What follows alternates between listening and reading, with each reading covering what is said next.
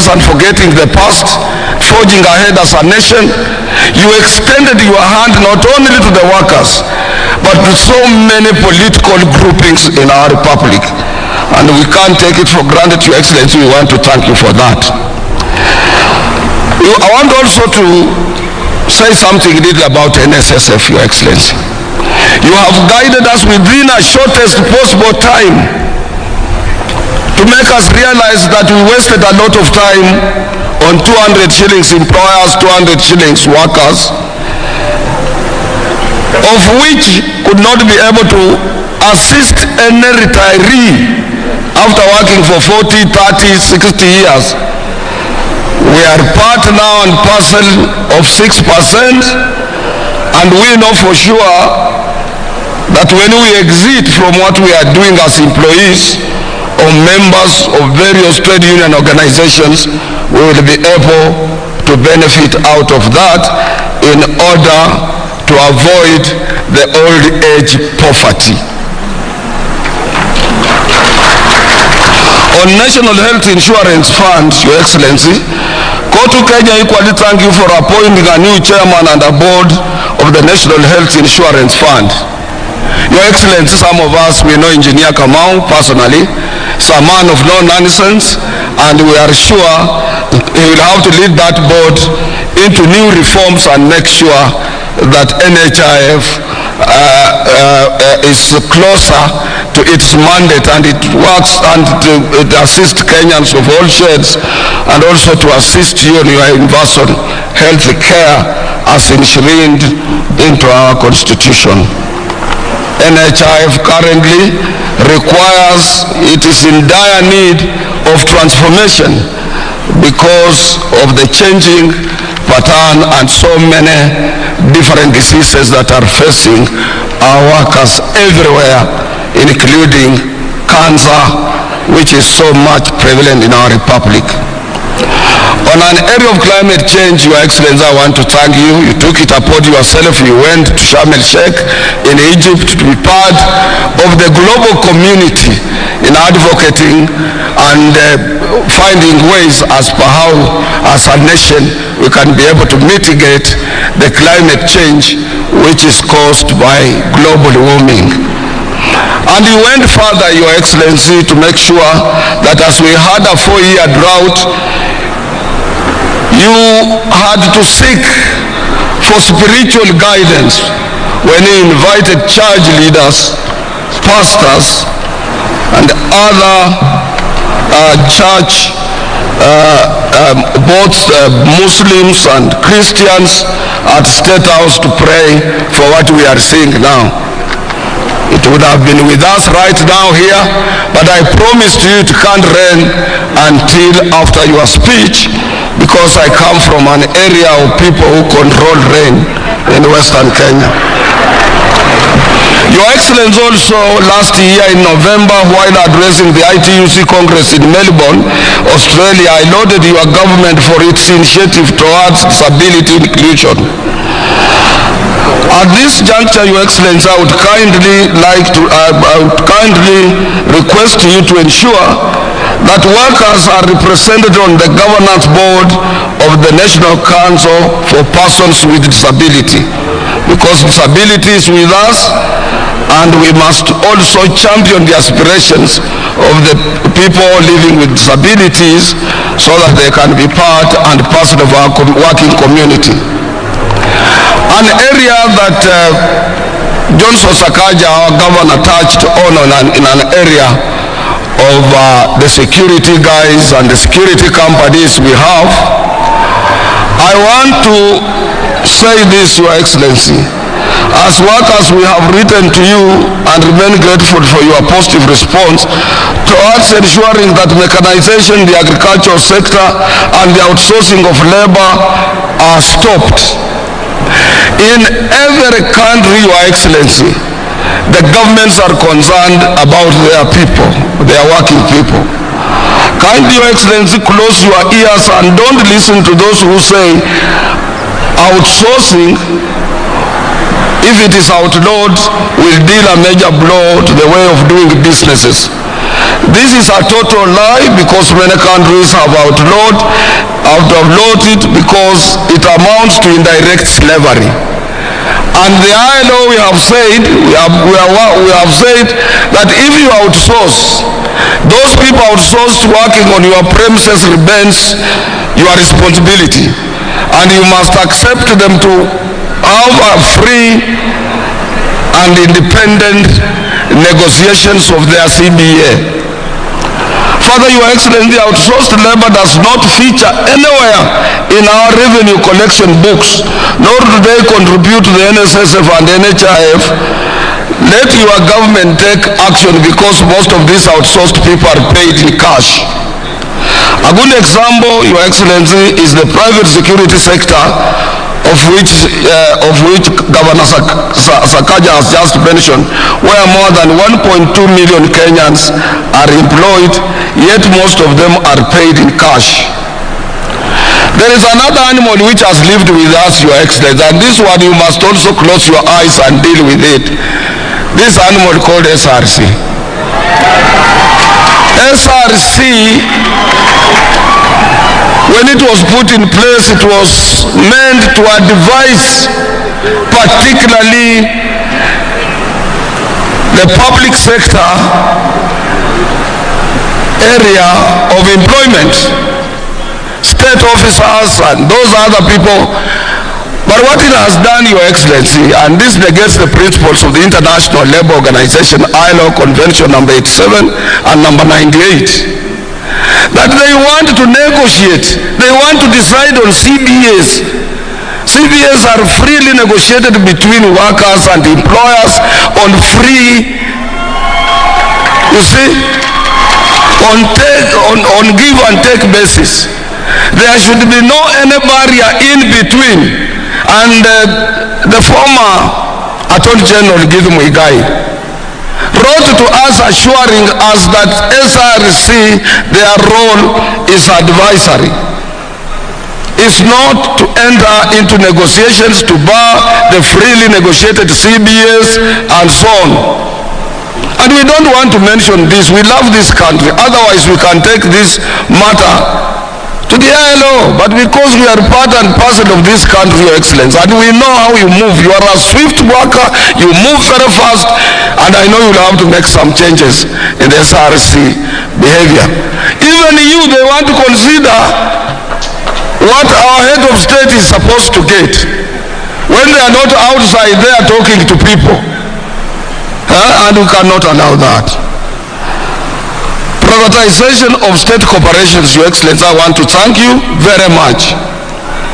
We have parastatals that are connected closer to our hearts, that they cannot just be privatized like that. And I want to take good example of what you did recently when you were in Malava. You banned privatization of our sugar industries in this country. That is good. We have industries that are performing, Kenya Ports Authority, Kenya Airways, and so many others that we are proud of, Your Excellency, including KBC, Kenya Pipeline Reinsurance Corporation, and so many others that are performing well, which they just require stiff and modern applications of management to make themselves sustainable, other than privatizing. And you have a lot of people who can help you to do this job. Your Excellency, the last thing I want to talk about is that this country doesn't have an organized public transport. I would like to thank the government of Kenya for making a strategic policy decision to invest in transformative green mobility in Nairobi. This came following your recent visit to the European Commission that saw the European Union and your government sign a declaration of intention to finance an electric bus line in Nairobi. BRT3. This one we support it because workers are being maimed, harassed when they are seeking transport to their places of work in matatus. And matatus must be regulated, Your Excellency. This city must remain an international city, and this city it is the gateway to the Republic of Kenya. Yesterday when we were in the church, I was reminding the governor of Nairobi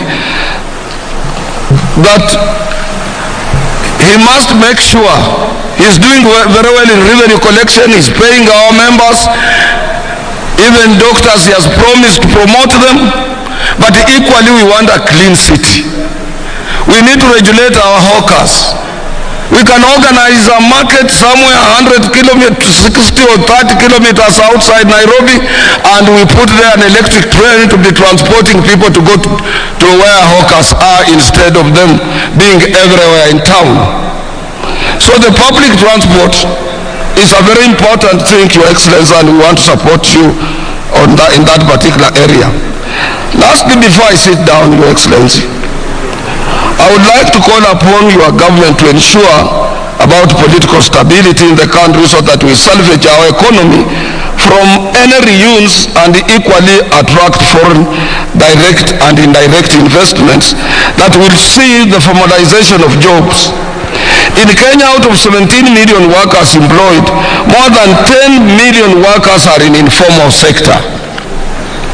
And these workers in the informal sector, if they don't access their places of work, they don't have any pay at all. And they are part of us. In 2008, 2009, when we had global economic crisis, Africa was not hit so hard because of huge investment in our informal sector.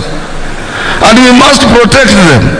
To protect them, Your Excellency, go beyond where you are. Make sure you reach out to any of your political enemy to make sure that this country remains stable, Nairobi remains stable. We avoid this issue of Maandamano. I'm not competent to advise you. I'm not competent to advise Raila ODINGA, who is my brother-in-law. He started politics at the age of 14. Whom am I to advise him? Your Excellency, when you were fighting to become the 5th president of this republic, we in Azimio, we were calling Raila the 5th. Little did we know what sort of guns you had. Nyinyi mnajua vizuri, si namna hivyo? Si mnajua mimi nilikuwa mtu wa Azimio. Na nataka kuambia ukweli, na nikisema ukweli watu wanasema wewe Atwoli anasema nini. Mimi haja yangu kubwa ni nchi hii. Saa hii ukienda Sudan, Khartoum, unapita kwa miwili ya watu wamekufa. Na hatutaki hiyo hapa. Mimi niko na ofisi Sudan. I'm the president of the largest trade union, federation of East Africa. Na ukienda huko watu wao kwa shida, hatutaki shida kama hiyo katika nchi hii. Sisi katika Azimio tulikuwa na president, tulikuwa na mawaziri wa internal kama wakina Matiang'i, kifua kubwa, nguvu kubwa, tulikuwa na pesa, tulikuwa na kila kitu. Kwanza tukakuweka nje, tukakulima kabisa. Pale ulitokea ukapita kwa sisi kama watu wamesimama, ama kama lile shamba kwa wale wanaotoka Kitale ama huko Western ambako kuna mashamba ya mahindi ikija tolewa, ama huko Rift Valley mahindi ikija tolewa kwa shamba, wachawi huko Western wanakimbia kama kitu kingine. Unaweza shangaa huyu ni mtu alipita hapa. Wewe ulipita kwa sisi kama watu wale wamesimama. Nikajiuliza, hii television inasema ukweli ama ni uongo?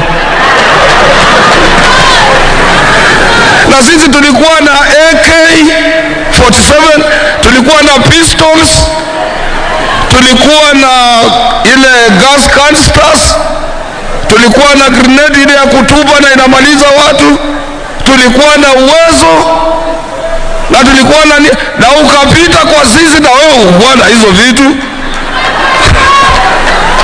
Sasa what makes us think and tukienda kwa streets kwa maandamano we will change the status quo? I said yesterday, there are other situations that are irreversible. Kuna mambo ingine ambayo huwezi kubadilisha, mambo ya Mungu. Ninataka kuambia nyinyi, na yakisha fanyika, you accept it. Because wewe ulikula kiapo. Mtoto wa Kenyatta akakupatia ile panga mrefu ya kulinda nchi. Sasa anatoka hapo anarudi anasema, sasa hii mambo ya Jubilee, labda hii election ilikuwa namna gani? Baba, angalia hapa. I said, when you retire, Your Excellency, you must be a peacemaker. Huwezi kujishusha chini tena you become an activist. So mtoto wa Kenyatta anataka awe peacemaker.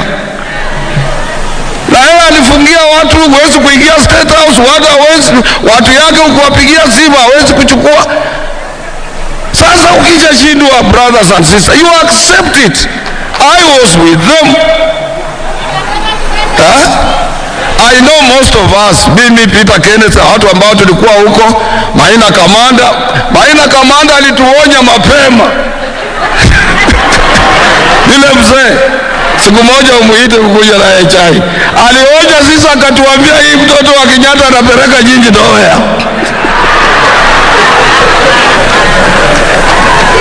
Na mimi kawaida naogopa kushindwa. Nikasema hii kama tunaenda nowhere, sisi tafanya nini? Nikajikonsoli mwenyewe nikasema hapana, lakini Mudavadi yuko huko. Kama kitaumana kwa ajili kwa Mudavadi sitaka appointment. Nitafika kwake usiku niseme maneno, bwana, vile unaona hivi maneno imekuja mbaya. Lakini sasa sisi kurudi nyuma kwanza kusema what is the end game of maandamano. I know for sure Raila ODINGA did a lot for this country. Hakuna mtu ila ajui. He brought second liberation. He fought for the new constitution. He has done a lot of things since his youth. We recognize him as a Kenyan leader. I'm prepared. And the president is here, is prepared, pamoja na deputy wake na prime minister. Waangalie, hata kama ni ile kazi yake ilikuwa ya kuangalia mabarabara ya Afrika ama uchairman mwingine hapa. Tumtafutie mambo ya hapa ndani. Na kila siku anapata opportunity ya kufungua mikutano. Asisukumwe sana na wale ambao kuna wengine huwezi kujua. They used his name to enrich themselves. We know them. Because peace is of paramount importance to our children and our prosperity, our future generation depends on peace.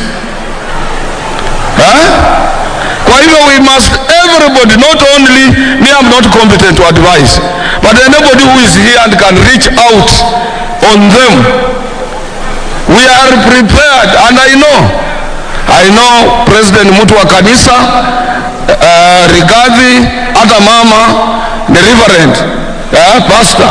I know Musalia comes from a Christian family. I know all of you. Moses Wetangula the same Katoliki mwenzangu. Hakuna mtu ananiambaya. They are forgiving leaders.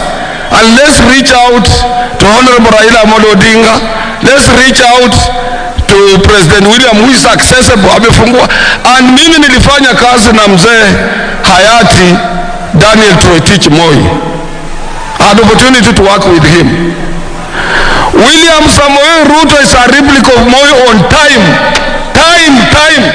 Akikwambia saa 1:30, saa 1:30. Tumuulize atupatie saa 1:30, saa 2, saa 3. Hii maneno ya maandamano ikwe. Because confrontation between police in Nairobi, you have a very good police officer, Mr. Bungei.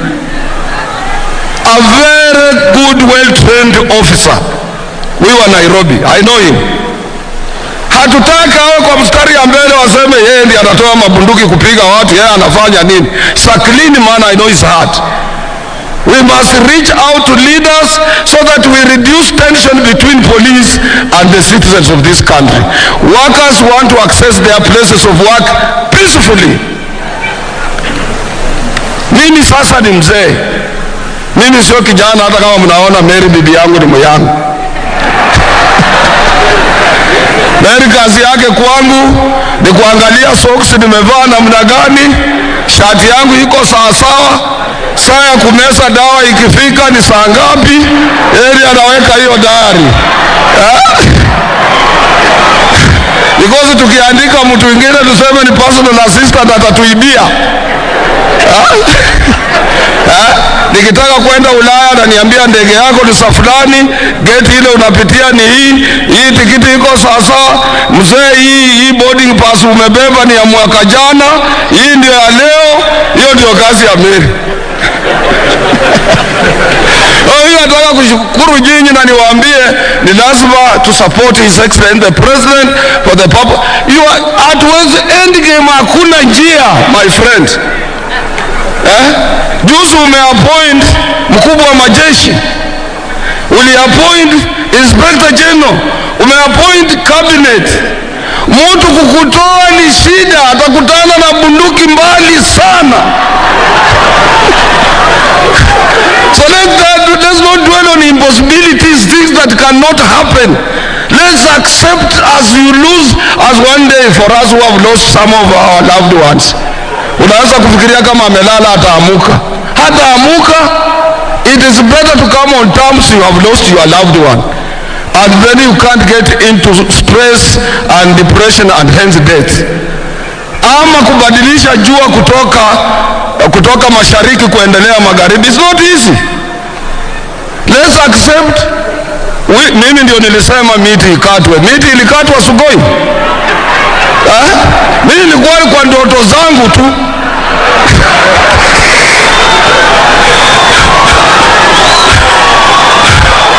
Hawa namna gani? And I was the first person to accept his election. Hata mtu yeyote kabla hajasema nikiwa Western nikaambia watu jameni, wali ya banji umwana huyu amado ucheneshi sana. Nikasema huyu kijana ameenda na kiti, na ni lazima tukubali hiyo, na ni lazima mjue sasa from today, ingawa Musalia walimfanya the spokesperson of our community 2016 December 31st, it has now been entrenched and we must accept that. Watu wakaniambia basi waambie Oparanya muende pole kidogo sasa, maneno imebadilika. So Your Excellency, I don't want to tire you with words, but what I'm appealing to Kenyans is that tomorrow wamesema itakuwa maandamano. Workers, let us not participate. Sisi ni watu wa mshahara. Ukikosa kufika kazini, unaweza futwa kazi, mambo yote inaweza kuwa mabaya.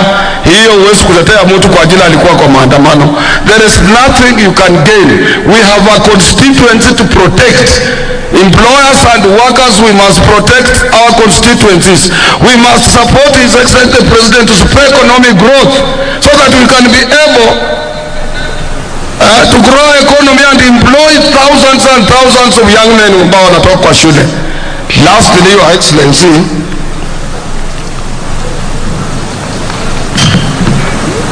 nikikosa kusema hii nitanyongwa. Your Excellency, as I end, I know we are in both political and economic quagmire. But bearing in mind that all of us, including workers, are involved in the restructuring of our economy, your incentive to these workers is only in one form: a consideration for a moderate general wage increase. Hatusemi minimum. In 1973, October 1974, January, we witnessed ile ilikuwa naitwa oil shock economic recession. Na mzee Jomo Kenyatta alipoona mambo imekuwa magumu kwa kila mtu in this republic, aliongeza ile kitu inaitwa general wage increase. General wage increase itashika kila mtu, hata kama ni percent ngapi mbili, hata cabinet secretary, hata nani, kuliko kuwa tunaomba minimum wage all the time. Governor, we need a moderate. Workers hawa nauliza if there is a moderate, because sometimes minimum wage does not affect those people covered under collective bargaining agreements, and everybody is hit. Hii uchumi na sio ya Kenya peke yake. Hii vita ya Russia na Ukraine, Russia ndiyo number one kwa kutoa gas. I didn't know that gas even in Europe they use nuclear energy. Nuclear energy is powered and energized by gas. Huko wanapima stima sasa, na gas inatoka Russia, Ukraine, Qatar, hizo nchi ndio sasa. With the war looming, the war that has been in place for a long time, even vitu vya ng'ombe kula, dairy food, chakula mingi inatoka Russia, ya mambo ya ngano na nini na Ukraine. Shida iko duniani mzima. Kwa hivyo sio sisi hapa Kenya peke yetu, ingawa wale waliopata wengi walikopa madeni nayo tulikopa. Bunge inapeana ceiling tena inafunguliwa, bunge inapeana ceiling tena inafunguliwa. So you must also put some mechanism in place to grow economy. But please, current economic times are hurting everybody. Na kwa niaba ya hawa naomba tu, sina nguvu na safari yako kuja kuonana na sisi, labda next year tutasema kwa vile ulitupatia mwaka jana, hii mwaka ya pili tutakupa kupumzika kidogo kuangalia mambo ingine, lakini leo tutoke na kitu kidogo kwa mfuko. That one I leave to you, Your Excellency. Thank you very much. I invite my sister,